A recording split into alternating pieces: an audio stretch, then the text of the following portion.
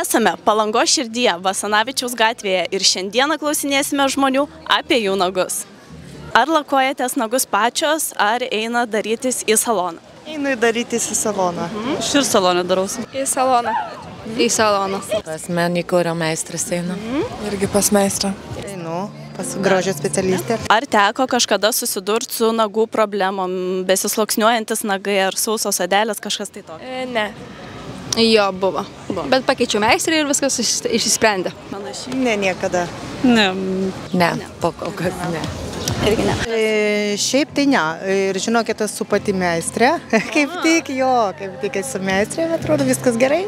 Labai gerai. Nu, aišku, visko būna ir sausesnių odelių, aš nežinau, nepasimečiau.